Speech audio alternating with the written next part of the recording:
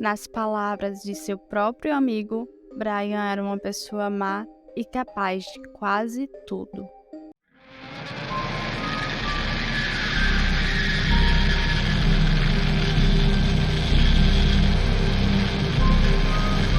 Por favor, se inscreva no canal para que assim que um vídeo novo seja lançado, você tenha acesso a ele.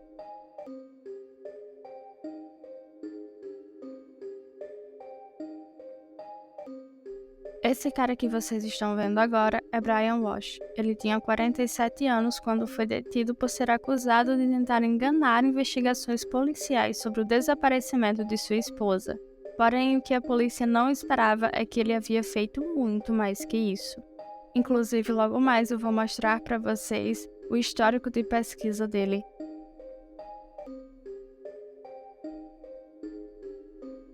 Para começar, Brian era filho de Thomas Walsh, um homem muito rico, porém ele tinha pouco contato com o pai por escolha do próprio pai. O motivo foi em parte porque Brian havia roubado uma quantia significativa do dinheiro do pai. Thomas já havia até deixado claro, em diversas conversas ao longo dos anos com seus familiares e amigos, que não queria contato com seu filho e que ele não receberia herança após sua morte.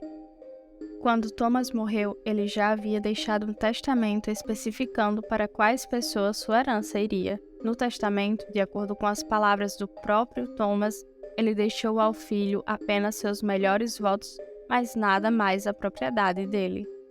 Porém, ainda assim, em dezembro de 2018, Brian foi nomeado representante pessoal dos bens de seu pai. Isso porque ele alegou que o pai não tinha testamento.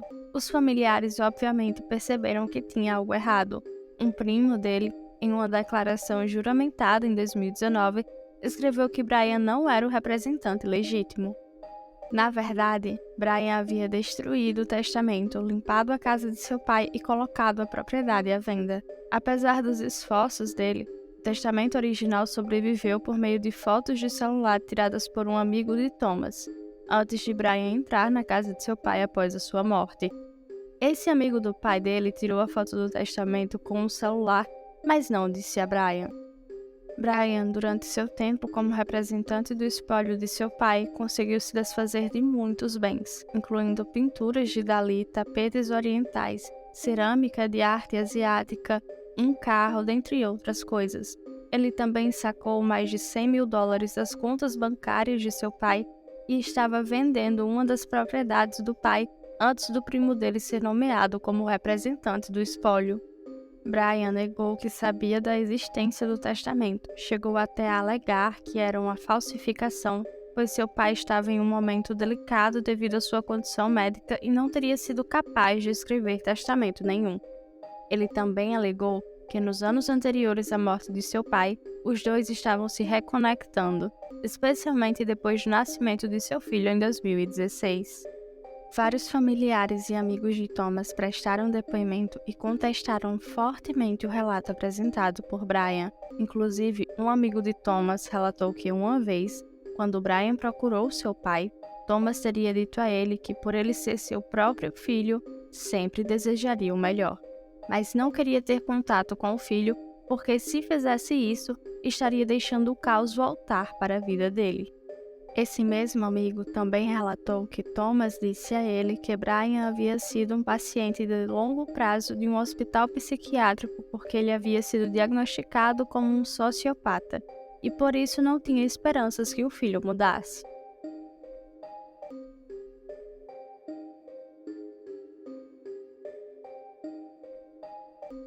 Brian também vendeu pinturas falsas. O homem que foi vítima do golpe viu as pinturas à venda, comprou, porém o pagamento não foi realizado pela plataforma de venda. Um assistente dele voou para Boston e entregou um cheque a Brian de $80 mil. Quando o comprador recebeu as pinturas, percebeu que eram falsas. Ele tentou entrar em contato com Brian, mas não conseguiu. Ele entrou em contato com a esposa de Brian, Anna. Na época, eles ainda eram recém-casados e o comprador contou que, quando disse a Anna o que havia ocorrido, ela parecia não estar envolvida no crime. Depois disso, Brian devolveu apenas $30.000. Assim, o comprador fez algumas investigações e ajudou o FBI a encontrar Brian, que se declarou culpado de várias acusações relacionadas à transação fraudulenta. Ele estava em prisão domiciliar quando o desaparecimento de sua esposa aconteceu. Anna chegou a enviar uma carta ao juiz por permitir que seu marido passasse os últimos 8 meses em casa enquanto o processo judicial decorria. Ela também disse que Brian foi fundamental, pois sua mãe estava com muita dor e precisava de ajuda médica imediata, e foi Brian quem ligou para a emergência. Na carta, ela também diz que o marido se concentrou em trabalhos de caridade enquanto ela cuidava da mãe e dos filhos do casal, e Brian estava trabalhando para quebrar os hábitos anteriores. Porém, a verdade é que as coisas não estavam indo tão bem quanto pareciam. Outro fato bizarro é que se você ainda não se inscreveu no canal, então já se inscreve aí e curta o vídeo. Em 2014, Anna fez uma denúncia à polícia dizendo que Brian havia ameaçado matar ela e seus amigos, mas o caso foi encerrado por falta de colaboração de Anna com as autoridades, de acordo com a polícia. Em 2021, foi que aconteceu todo esse caso das pinturas e dele ser declarado culpado. Logo mais, em 2022, no ano passado, Anna pede para que sua mãe viajasse para onde ela estava no dia seguinte. Mais tarde, no final do ano passado, Brian já pesquisava no Google qual seria o melhor estado para um homem se divorciar. No dia 31 de dezembro de 2022, Anna tenta ligar para a mãe por volta da meia-noite. Ela também perdeu uma ligação de seu filho às 1h da madrugada. Anna também teria tentado ligar para sua dama de honra e para sua irmã mais velha, porém nenhuma delas atendeu. A polícia foi informada de que Anna foi vista pela última vez às 4h da madrugada do dia de Ano Novo, ou seja, dia 1º de janeiro desse ano. Ela inclusive tinha um voo marcado para o dia 3 de janeiro, mas foi informada de que precisaria ir dia 1º para lidar com uma emergência em uma das propriedades que ela administrava. Brian usa o iPad de seu filho na madrugada para fazer uma série de pesquisas suspeitas. Como vocês vão ver no vídeo, agora essas pesquisas vão ser citadas e os horários em que elas foram realizadas também. At 4:55 a.m. on January 1st, he searched how long before a body starts to smell. At 4:58 a.m., how to stop a body from decomposing. At 5:20 a.m., he searched how to embalm a body. At 5:47 a.m., 10 ways to dispose of a dead body if you really need to. At 6:25 a.m. on the 1st, how long for someone to be missing to inherit. At 6:34 a.m. on the 1st, can you throw away body parts?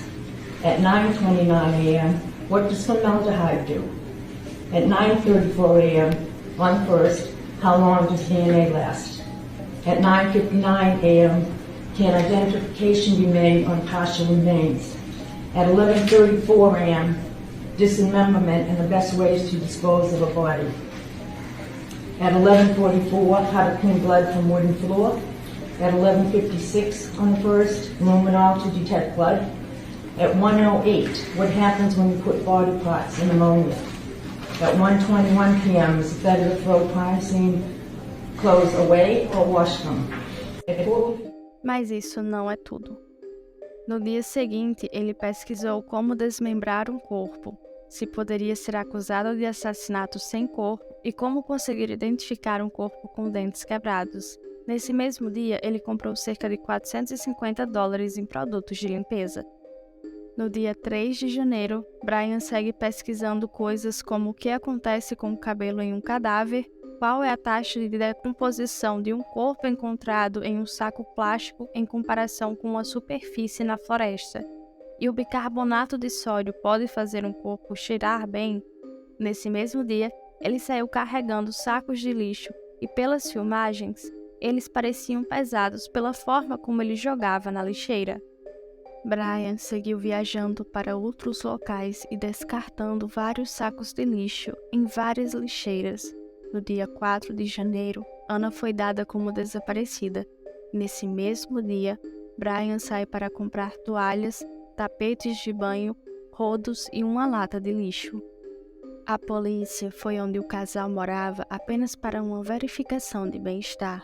Porém, os policiais viram que os assentos na parte de trás do Volvo de Brian estavam abaixados e que um forro de plástico estava colocado no carro. Os tapetes do veículo também estavam sujos. Uma análise posterior mostraria que havia sangue no carro. A polícia anunciou que Brian estava cooperando com a investigação. No dia 6 de janeiro, houve um incêndio numa casa que era de Ana. Os investigadores desconfiam e começam a fazer buscas por lá. No dia 8 de janeiro, a polícia seguia procurando por Ana.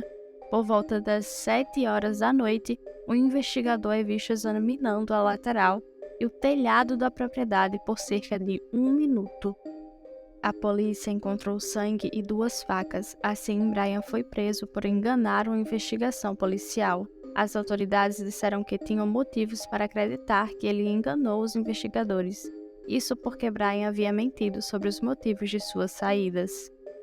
O juiz estabeleceu uma fiança de $500 mil. Porém, logo mais, os investigadores encontraram vários sacos de lixo com toalhas, chinelos, um cartão de vacina Covid-19 no nome de Ana e ferramentas cortantes. Também foram encontradas as botas que Ana usava quando foi vista pela última vez. Depois disso, testes confirmaram que esses itens continham sangue e era o sangue de Ana. Também foi encontrado o DNA de Brian. Assim, Brian foi acusado de assassinato da sua esposa. Ele se declarou inocente e foi condenado a ser detido sem fiança. No tribunal, ele não falava nada, exceto para dizer sim quando era questionado se havia entendido as acusações contra ele. Brian vai ser indiciado por um grande júri. Os promotores disseram que isso poderia acontecer em meados de março. Se você sabe de algum caso que gostaria de ver aqui no canal, é só comentar aqui embaixo ou em uma de nossas redes sociais. Para quem se interessou pelo caso e quer